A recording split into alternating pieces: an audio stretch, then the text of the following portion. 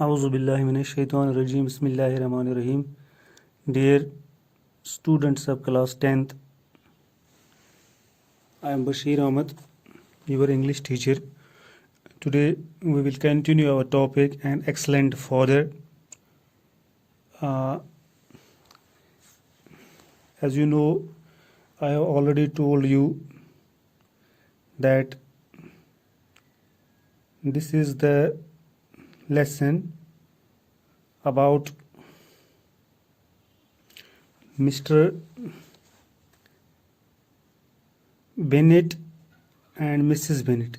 They are having, I think, 4 daughters, and they are very much worried how to get them married.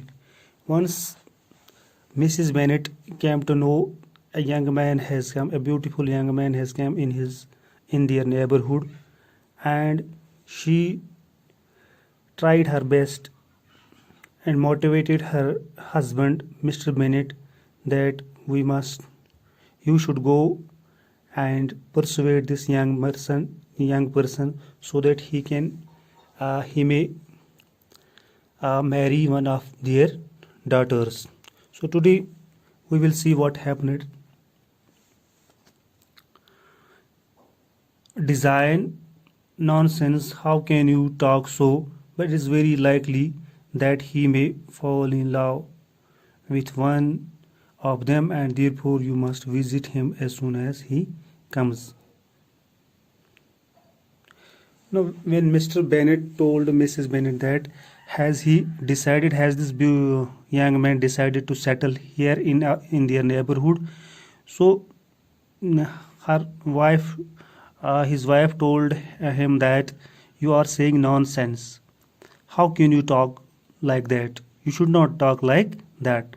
But what you have to do, you must make a plan and you must visit this person, because when he will see when he will come across our girls, he may fall in love one of them, and automatically he may get married to that girl.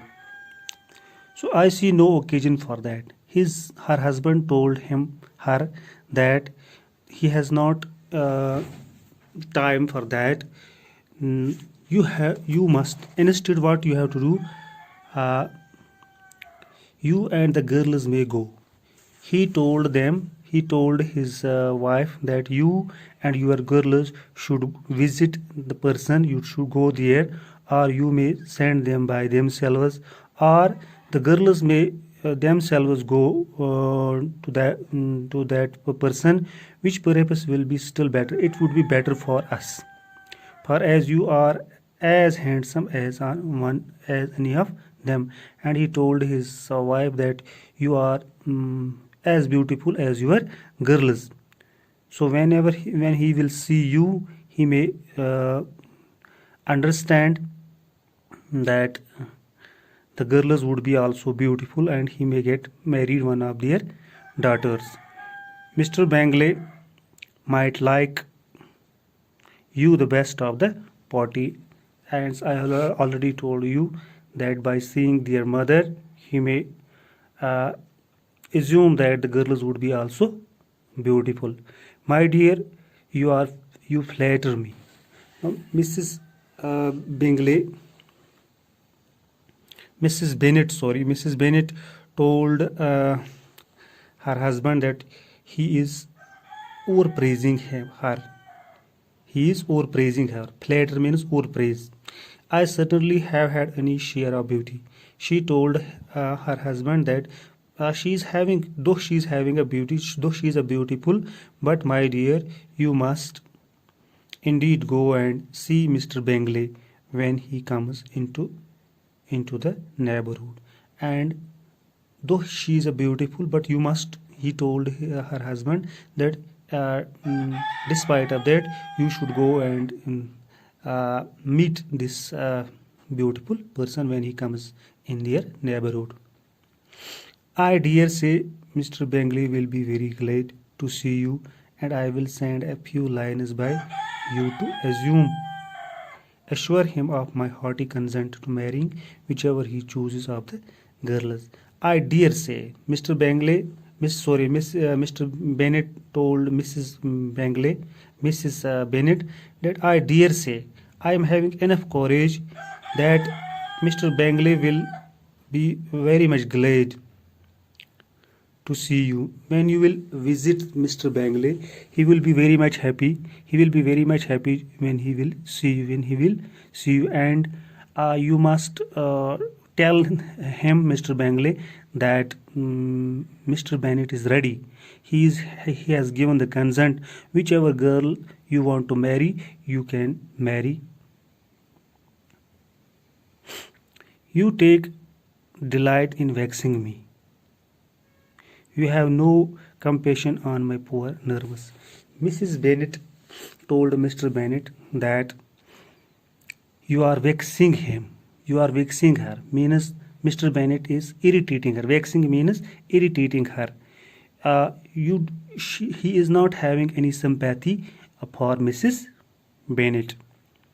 You mistake me, my dear. I have a high respect for your nerves. But Mr. Bangley, Mr. Bennet told her that you are my dearest one. You are my dearest. He is having a great respect for her. You should not bother for that. They are my old friends. You are my old friend. You do not know what I suffer. But Mrs. Bennet told him that you don't know how much she has suffered. मैंने कितना सहा है अभी तक. But I hope you will get over it and live to see many young men of our thousand years come into the neighborhood. But I hope you will get over. But he told him that he hopes that he may conquer. He may get over means conquer. आप जीत जाओगी. You will be no use. It will be no use to us if 20 such should come, since you will not visit them. It will be no use to us if 20 such. He told him that it is of no use for them, that if 20 persons like them, Mr. Bangley will visit them. Mr. Bennet was among the earliest of those who waited on Mr. Bangley. Mr. Bennet was among the earliest of those. Yes, Mr. Bangley was one of the persons who was waiting eagerly for Mr. Bangley.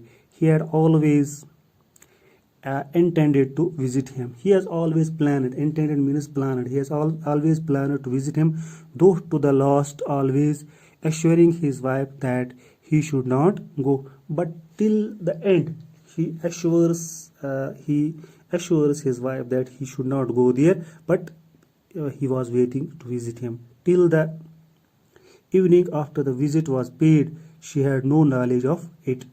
But when they visited Mr. Bangley, Mr. Bennet has no knowledge of it till the evening when they visited him.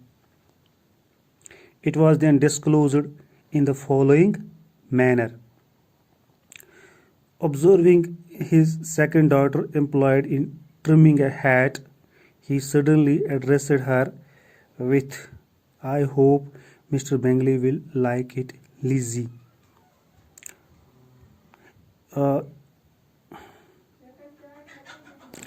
They were having a daughter who was trimming a hat. He was beating hat. He suddenly addressed her, and Mr. Bangley told her I hope Mr. Bangley will like it, Lizzie. He hopes that Mr. Bangley will like that girl. We are not to know what Mr. Bangley likes, said her mother. But Mrs. Bangley Bennet told him, we don't want to know whichever girl he likes, whichever girl he likes, since we are not to visit, because we are not going to visit him. But you forgot, Mama, said Elizabeth, that we shall meet him at the assemblies, and that Mrs. Long has promised to introduce him. But Elizabeth, one of their daughters, told told her mother that we should visit him in assemblies, in gathering, so that Mrs. Long will introduce him before the people, before we people. I do not believe Mrs. Long will do any such thing. But the mother told her that she is not hoping that Mrs. Long will do like that. He will introduce him before we.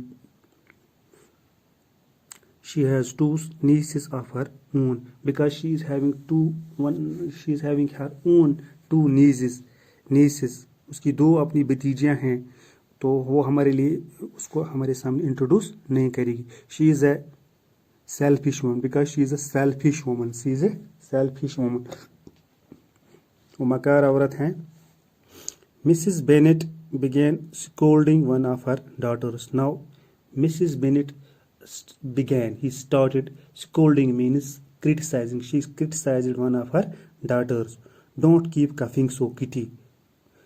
For heaven's sake, she told one of her daughters, don't cough. Don't make any cough. आप मत खींचो, आप मत खांसो. For God's sake means, for heaven's sake means for God, खुदा के लिए मत खांसो यहाँ पर. Have a little compassion on my nerves. Please have a sympathy for me. Please have a sympathy for her. Kitty has no discretion in her cough. Kitty has no sense. Discretion means sense in her cough, said her father. She is coughing. वो तो मतलब उसको खांसना भी नहीं आता है. Said her father. She times them all. I do not cough for my own amusement, said Kitty fretfully. Now Kitty told her father worriedly, fretfully means worriedly, that she is not coughing for her own amusement. She is not coughing for her own entertainment. मैं तो अपनी entertainment के लिए नहीं खांस रही हूँ. Let us return to Mr. Bingley. Continue Mr. Bennet. Now Mr. Bennet told them that let us return. चलिए हम फिर से मिस्टर बेंगली की तरफ जाते हैं. I am sick of Mr. Bingley, cried his wife. I am sick of means I am tired of Mr. Bingley. मैं तंग आ चुकी हूँ अब ये मिस्टर बेंगली कहते. I am sorry to hear that. I don't want to hear Mr. Bingley's name once again. Why did not you tell me so before? If I had known as much this morning, I certainly would not have called on him. Mr. Bennet told his wife that you should not talk like that. You must have told me before. I have talked him. I have called on him. I have make a phone call to him. I have talked to him, but I have actually paid the visit. I have visited Mr. Bingley. We cannot escape the acquaintance now. Now we cannot escape. We cannot familiarity. We have now the acquaintance. We have the familiarity. हमें जान पहचान हो चुकी है. अब हम किस तरह बचेंगे इससे? We cannot run away. Escape means run away, बचना. We cannot run away from the familiarity. Now we have got the familiarity with him. हमने उसकी साथ जान पहचान की है, तो अब हमें इस तरह नहीं जाना चाहिए. तो अब हमें वहाँ तो जाना ही जाना है. The astonishment of the ladies was just what he wished, that of Mrs. Bennet surpassing the rest. Now they were astonished. There was the astonishment of the ladies, complete surprise. They were surprised. The ladies over there were surprised. Just what he wished, that of Mrs. Bennet surpassing means greater. Surpass means greater or better than the rest. How good it was of you, my dear Mr. Bennet, she said, but I know I should persuade you at last. I was sure you loved your girls too well to neglect such an acquaintance. Well, how pleased I am, and it is such a good joke too, that you should have gone this morning and never said a word about it till now. Mrs. Bennet told her husband that you are loving your daughters because you have visited, you have not told us anything about that, and you have yourself visited that person. So I think you are having आप अपनी बच्चियों को बहुत चाहते हो, लिहाजा आपने हमसे पहले ही उस मिस्टर बेनेट का विजिट किया और वहाँ पर उसके साथ मुलाकात की. Now kitty, you may cough as much as you choose, said Mr. Bennet. Now Mr. Bennet told his daughter that you may cough now. आप तो अच्छी तरह आप खांस सकती. And as he spoke, he left the room. And when he spoke these words, he left the room. उसने फिर वो कमरा वहाँ पर छोड़ा. What an excellent father you have, girls, said Mrs. Bennet when the door was shut. Now at last Mrs. Bennet told their daughters that you are having an excellent father who is taking care of you, who is bothering about your marriage, and he is very much worried how to get you all married. So this was all about today. Now we will see later the exercise of this lesson, inshallah. Thank you.